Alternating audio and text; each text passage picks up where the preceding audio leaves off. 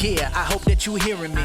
This is the future, all about cybersecurity. Talking about the hackers, I'm just trying to warn you. From the one and only legend, the cyber informer. Hey, thanks for joining the podcast. Time to get it hype. This I know you gonna like, giving you some insight. They try to hack in your database, homie, not today. Thinking they can escape with your data and without a trace. Oh yeah, this is the cyber informer. Hackers, you going down like, oh yeah.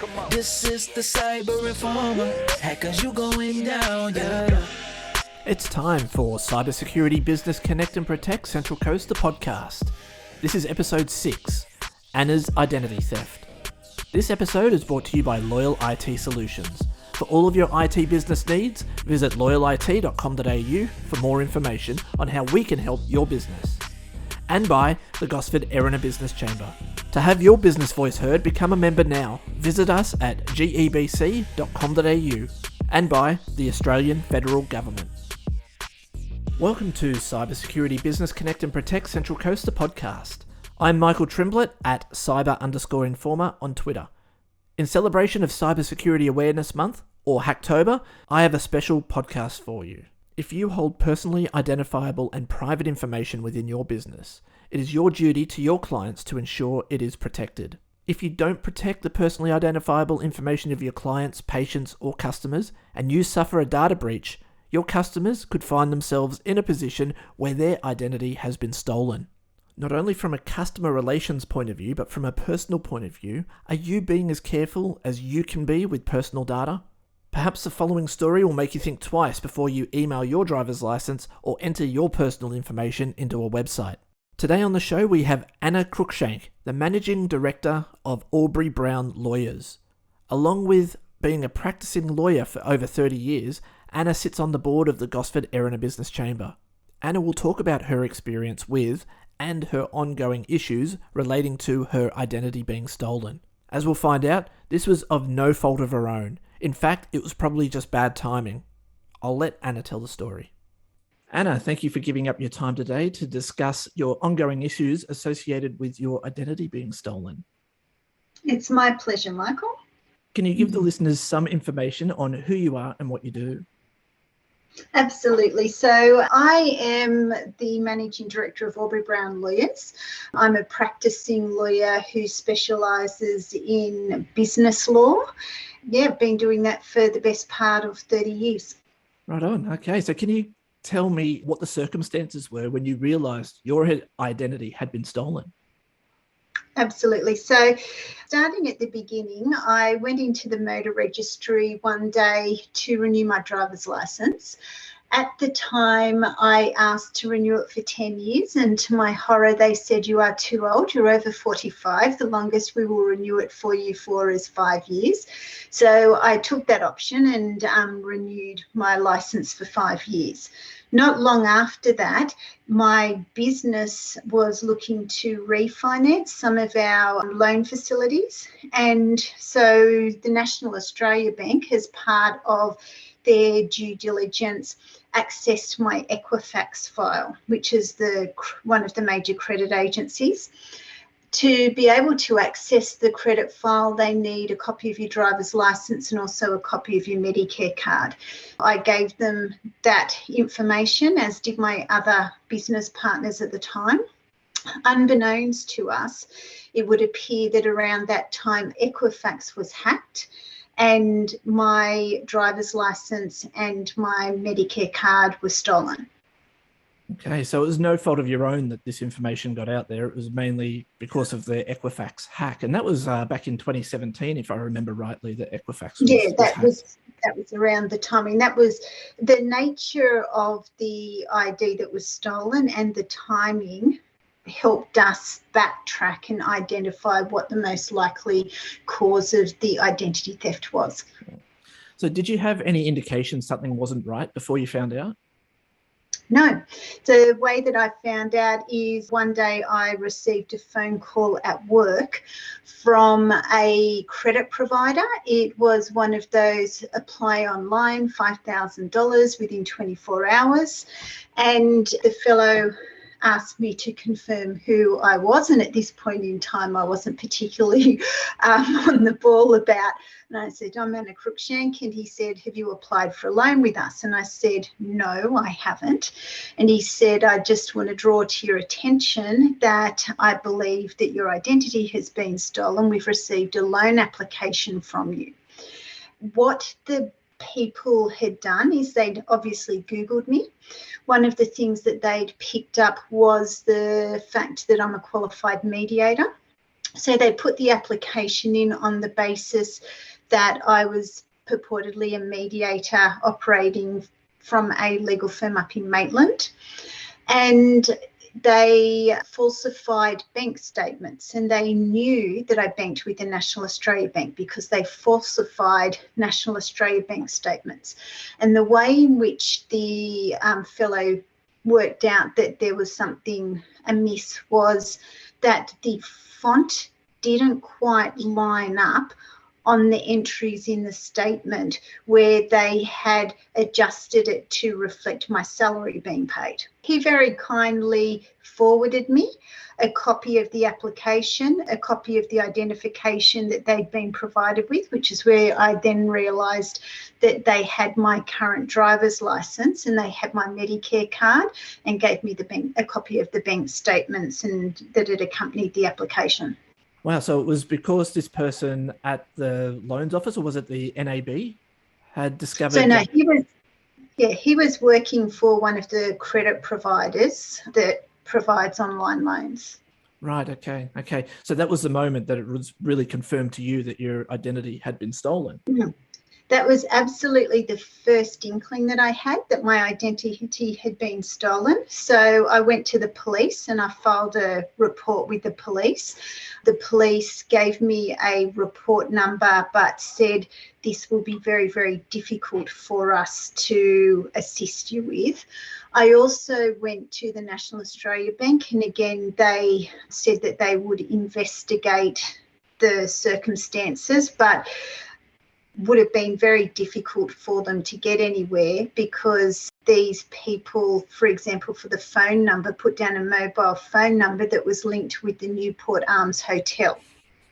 So when you called it, you got the arms. Yeah. So I rang up to find out who these people were and what did they think they were doing.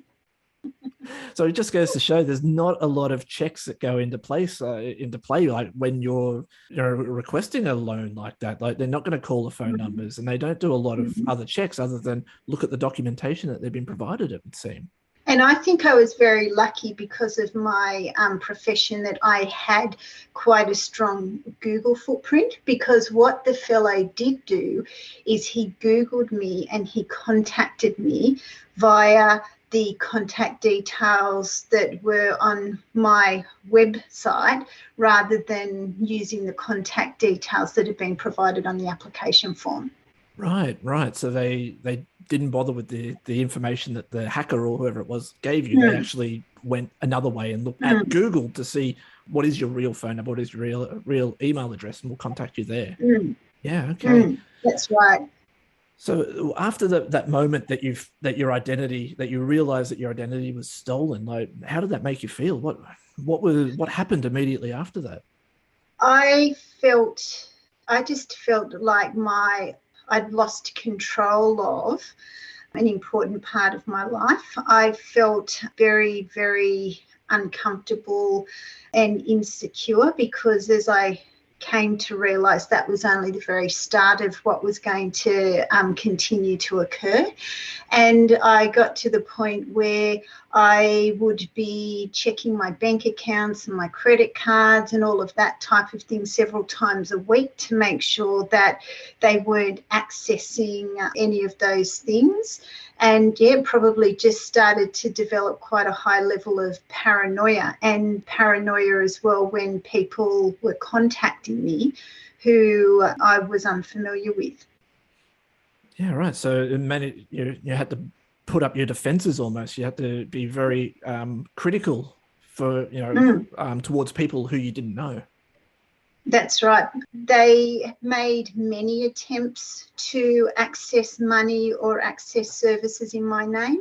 Quite a few of them were successful. So they got fuel cards, they accessed about 6 Vodafone handsets and set up Vodafone accounts in my name. They got some other loans. So they know what they're targeting because they target things that have a low identification threshold and that it's easy to access without actually having to present in person to get it. So there are a couple of others who cottoned on to the fact that there was something not right and contacted me, but quite a few of them, the first I would know would be because I would have a debt collector ringing me up, or I'd be getting threatening notices in the mail. So eventually the other weakness I realised was the fact that I renewed my licence for 5 years, because there was no way that I could bring this to an end earlier. I spoke to the police and spoke to the RMS about it, and they said we can issue you with a new licence, but the licence they have presents as a valid licence with an expiry date. It actually expires in a couple of months, and I'm hoping that will bring this all to an end. So it's not going to solve your problem. So that was a very big lesson for me. I will never, ever renew identification for more than a 12-month period at a time, because I haven't been able to do anything to stop this. The Medicare card expired after a couple of years, so that diminished their opportunity. So I noticed that there was a bit of a slackening off in terms of the regularity with which I was being contacted, but it has certainly continued right up until now. No, I mean, you mentioned that there were a number of things that were done under your name. So there were a number of loans, phones, credit cards that were done under your name. But it seems really weird that, you know, you can have your driver's license, but you could have it revoked and then reissued to you, but then the original driver's license is still valid. I mean, it just kind of means that they're not checking to see whether there's a driver's license that's been revoked, or there's no revocation list. I'm not sure That's how right. that actually works. I think that different organisations, the amount of due diligence that they do behind the application varies. So certainly there must be some organisations who will just take identification on its face value and won't go and make any inquiries beyond the fact that they've got the valid identification that suits the purpose. So the other thing that I did was I put an alert on my Equifax file, which is my credit file. You can pay an annual amount and put an alert on, and what that means is that anytime somebody accesses your file, you get notified that your file has been accessed. So that has assisted me to head some of these off, because I would look at who'd accessed my file and just get on the phone and tell them, if you're processing an application from me, I'm here to tell you that I have not put an application in and you need to stop. Your credit file also gives you an indication of who claims to have forwarded your credit. So when you set up an alert with Equifax, you also get access to your file at certain intervals. So I go and look at my file, and if anybody has put a notice on my file, for example, I think Woolworths put a Woolworths store card notice, I again proactively ring them up and say to them, we've got a problem here because I've been the victim of identity theft, and I can produce a police report to show you that I've notified the police. So that has been another key thing for me, just then undertaking the inconvenience of proactively contacting all of these organisations over the years to put them on notice and following it up in writing that I'm not going to take any responsibility for the debt. Right. And I mean, it seems very archaic system. Like in the USA, I know you can pay to have a freeze or a lock put on your credit to prevent hackers from using your information to open accounts in your name. So to your knowledge, that can't be done here in Australia. All you can do is put a notification on. That's right. That's not something that we came across when we were looking at how to address it. But the other thing that was really surprising to me is that with a lot of the organisations, the attitude seemed to be, oh, we'll shrug our shoulders and we'll just write the debt off. So, and so I feel like some of the organisations who choose to transact with people online and accept online ID also accept that it's a cost of business for them, that they're going to have fraudulent activity and they're just going to write it off. Wow. Okay, that's interesting that they would do that if you did claim that your ID was stolen. Did you have to provide the police report and so on at that point for them just to say, okay, well, no, or is it kind of varies? It's been different with each one, and sometimes I've dealt with organisations, sometimes I've been dealing with debt collectors who have been hired by the organisation. I've provided statutory declarations setting out the circumstances. I've provided the police report. It's just depended on the different organisation and what their internal process is to deal with this sort of thing. So really from the point of view of the law, because that's what your profession is, Yes. What can people do if they face the same problems that you have? Like you're a lawyer, so you're not afraid to go in and fight some of the demands of these companies. This is the type of thing that kind of keeps me up at night because, I'm not a confrontational person. So for someone like me, what would you recommend? I think that if you are approached in this sort of a situation, and you're absolutely right, I've felt very intimidated by my circumstances, and being a lawyer, I'm probably better equipped to feel a level of confidence in my ability to defend myself. So I would hate to think how people who sort of don't have my background and resources would feel in these circumstances. I would certainly immediately go and report it to the police, and probably then go and sit down with a lawyer from the point of view of what can I put in my toolkit that I can produce, because a lawyer can help you with drafting a statutory declaration, setting out the circumstances. And then one of the things that I've chosen to do, which I think has worked well for me, is just taking that proactive approach of putting the notification on my credit file and then ringing people up. And I must say that all of the organisations, when I have approached them proactively, have been very kind about the circumstances and about wanting to help me. I've only had one organisation that wanted to fight and argue with me, and they eventually gave up. But the rest of them have been very sympathetic and helpful in trying to help me. But I do feel that a part of that has been because I've been proactively approaching them. The time that I experienced more pushback was when they had engaged a debt collector. The debt was probably closer to $20,000. Wow. And so clearly they didn't want to just accept me saying this is what's happened. Yeah. It's scary to be thinking that you could you could just be approached out of the blue for a $20,000 debt that you didn't incur. That's nightmare fuel. So I guess we kind of work back to where you think your information was stolen from. Do you know precisely that was the case, or it's kind of just putting the pieces together to say that Equifax was hacked, and that's the logical conclusion? Absolutely. It was looking at what was stolen, the timing. Equifax tried to, based on my view, fly under the radar a bit about the Australian information that was taken, but it was in the media that their American database had been hacked, and then I did find an article suggesting that perhaps their Australian database had been hacked. But the other thing as well that probably joined the dots for me is that my business partner at the time, his identity was also stolen.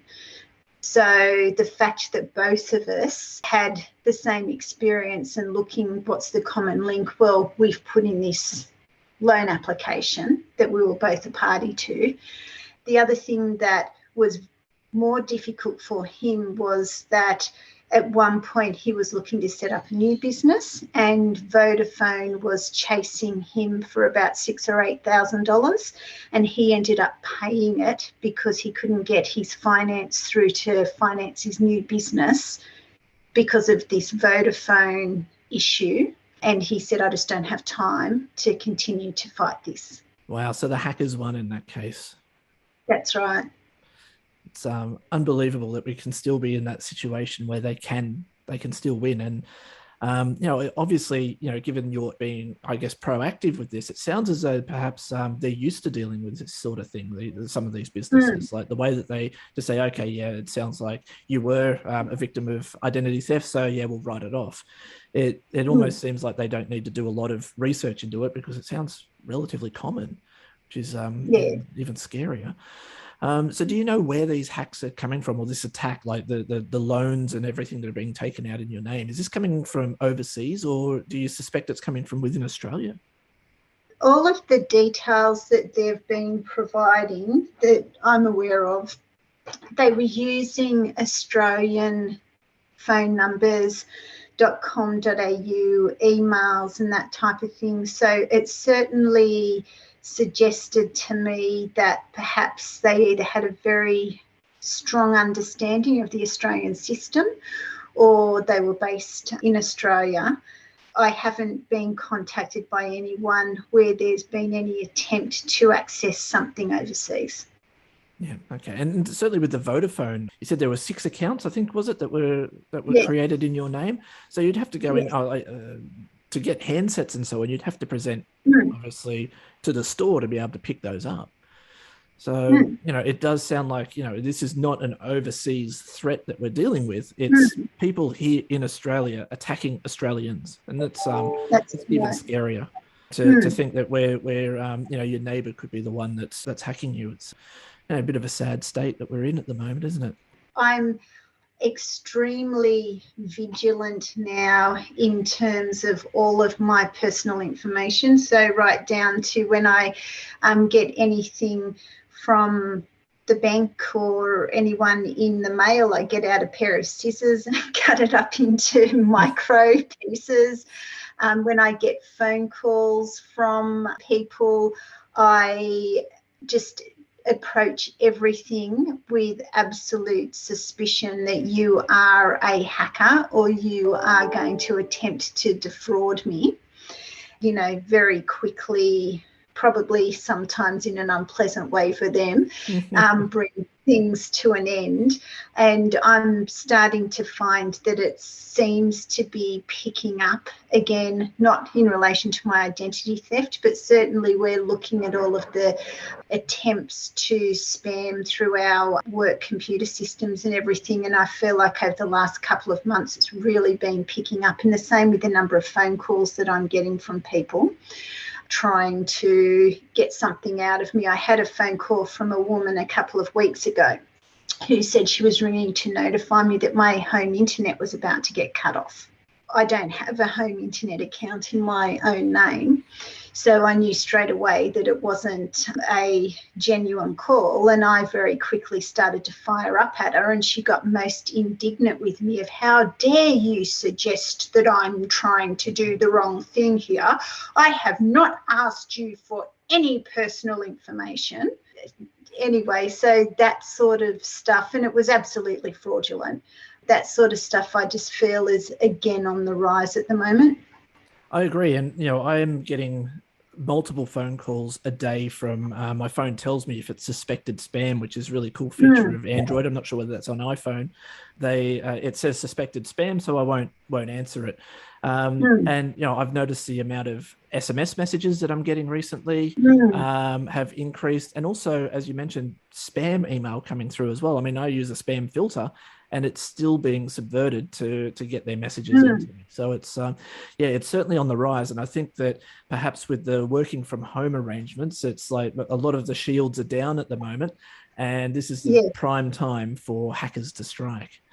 Yeah, and that's one of the bad things about kind of working from home, is that you're outside the walls, your walled garden of your secure office. You're now having to protect your home as well as your office, which is the sad state that we're currently in. It's I just want to Yes. get back to what you said about your bank accounts. So you check your bank accounts multiple times each week. What do you Yes. look for in that? I just go through them and check that all of the transactions on my bank accounts are transactions that my husband and I know we've undertaken. He calls me the Minister of War and Finance. When I walk in and say to him, have you been here and spent this money? He just rolls his eyes, and I'm just, vigilant about making sure, and particularly as well, because at the moment we're using our credit card online more. Yep. Because, a lot of things you have to access online rather than being able to walk into a shop and buy it. So I'm just, vigilant about looking for any unusual activity that I'm not expecting to see there. Okay, all right. That's probably a good practice for everyone to get into, to make sure that everything that's on their credit card statements or bank account statements is legitimate purchases. Do you envision that this is ever going to stop for you? Look, I would hope so. I would hope that when my license is updated in a couple of months' time, that the date will have expired on my current license, and that will make it no longer a valid ID. But I can promise you I will only be renewing my license for 1 year. I will never renew it for a long period of time again. That's been a very big lesson for me. Yeah, and that would then stop this type of thing in its tracks almost. Like, if it expires in a year's time, then the most you're going to be attacked for is that year. You said that you put on a notification with Equifax because Yes. they're the credit agency that oversees this type of thing. Is that what Equifax does in Australia? Yes, so Equifax is one of the major credit agencies that all of the finance companies and banks use. So on your credit statement, it shows you a summary of who you've got credit with, as well as giving you a credit score. And all of the banks or finance companies, all of the sort of diligent ones, will usually access that as part of the application process. Right. So do they have to go through Equifax, or are there other ones that they could actually go through? So your I think that there notifications may might not be come to another you. one. Yeah. Yeah, I think there might be another one, but my understanding is the details will always be recorded on your credit file with Equifax. Right. Okay. So they don't keep separate databases. Okay. And so that's the singular point that all of these credit agencies will come back to. It's really coming back to that, the Equifax, which will then mean that if something is accessed, you'll get the notification through Equifax to say, hey, this is happening. That's right. Do they come back and say, do you need to authorize this? Or is it just like, hey, just so you know? They send you an email which says your credit file has been accessed. So what they're actually telling you is that somebody has looked at your credit file. Right. Okay. And that's the warning sign to say, hey, that's right. That's not right. Okay. Okay. Gotcha. What about then, I guess, do you have any messages that you would want to give to any businesses that store personally identifiable information in their systems? Like, I guess you don't really want to be the business that let all of this personally identifiable information out there and cause the same problems as what you've been going through, because every time that this happens, I'm sure you're cursing Equifax's name. So do you have any messages for small, medium businesses that might hold that information? Look, absolutely. And I guess that this also causes me to put my lawyer hat on, because I am, constantly advising clients on their obligations under the privacy legislation, and also about notifiable data breaches. And since this happened in 2016 or 2017, the law has been evolving in this space. So yeah, I think we have an ethical obligation to our clients to take care of their personal information and protect that information and make sure that we have got all of the proper processes and software and everything in place to do that. And I think that it's really important for all businesses to also understand their obligations at law and that they must report a notifiable data breach to the person whose data has been breached, as well as in circumstances now to the office that administers all of this, because it's a very, very serious thing. And you think about, I mean, I personally will not sign up to a loyalty program or a reward program because I don't want my data to be captured by Woolworths or by Target or any of those companies. I don't want my purchasing habits to be recorded and monitored and shared by those companies. I won't sign up to any of that type of thing. I'm very conscious of where I release my personal data and making sure that it's only in circumstances where, firstly, I feel it's absolutely essential. Just because somebody asks, it doesn't mean you have to hand it across. Absolutely. I think there's some really good advice. We did a cybersecurity assessment for your business, and I have to say the security measures that you have in place are really next level. I mean, it's amazing to see that a business is taking this really, really seriously and locking down everything that you do. So, you need to be commended for your approach to that.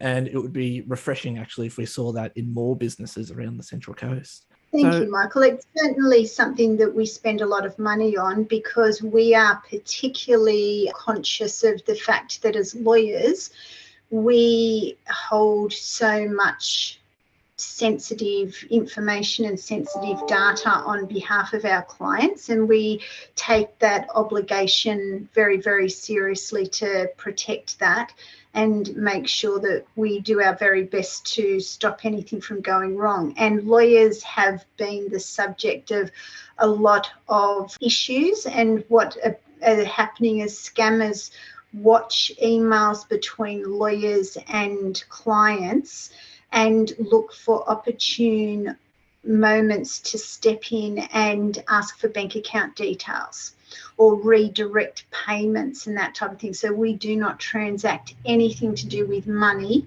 or bank accounts over email with our clients anymore.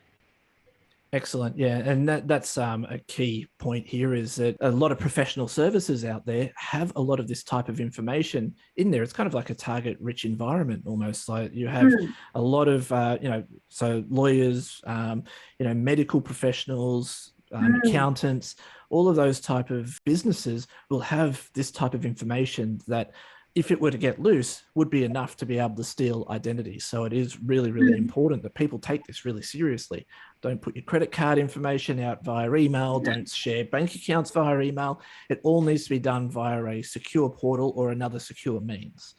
Yeah, the other thing that I've also learnt, which I know is sort of, very regularly shared advice, is do not use the same password for your critical accounts and critical websites. So each of my bank account logins is a very different password and different to my general country road login when I want to buy something. And that's very deliberate so that I can feel confident that if my general activity is hacked, those critical things are a little bit more protected for me. Yeah, and that's a good practice to get in. Having different passwords, different strong, complex passwords for each of the services that you use is really important to maintaining your online security. So it's great practice that you're in at the moment doing that. So is there anything else that you might want to add that we haven't covered off on this just before we wrap up? I don't think so. I just think that my personal experience, as I said, has been extremely stressful and depressive for me.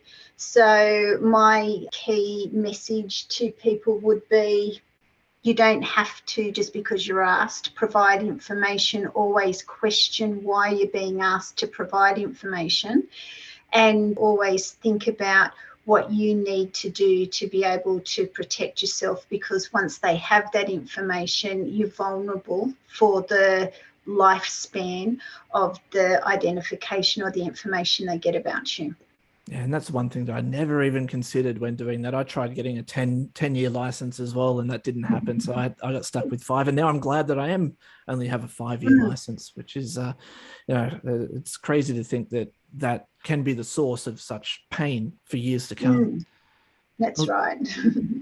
Thank you very much for your time today, Anna. Really appreciate you sitting down with us today to share your story, and hopefully your story has given others out there who might be listening to this information on how they can help protect themselves and also help potentially fortify their own business so it doesn't happen to any of their clients or patients. That's right. Absolute pleasure, Michael. It's always great to chat. Wonderful. Thanks very much, Anna. Appreciate it. Wow, what a scary situation Anna is facing. I can't imagine what my reaction would be to a debt collector calling me up about a $20,000 debt that is not mine. This is a reality Anna faces every day, and it could happen to you. As small and medium business owners, you owe it to your customers to keep their data safe. Ask yourself, are you doing everything you can to prevent personal data from being stolen? If not, you need to start making changes now. In celebration of Cybersecurity Awareness Month, or Hacktoberfest as I'm calling it, free this month on the official Facebook page are a number of Cybersecurity Academy videos raising awareness of various cybersecurity issues. One of these is sending data securely on the internet. Head on over to the Facebook page, facebook.com/CSBCAPCC. That's the initials of Cybersecurity Business Connect and Protect Central Coast, or in the NATO phonetic alphabet, facebook.com/Charlie Sierra Bravo Charlie Alpha Papa Charlie Charlie. Like the page and comment on the videos. Thank you again for listening. Don't forget to subscribe to the podcast using your favourite podcatcher and follow us on Twitter at CSBCAPCC and at cyber_informer. Until next time, stay safe online.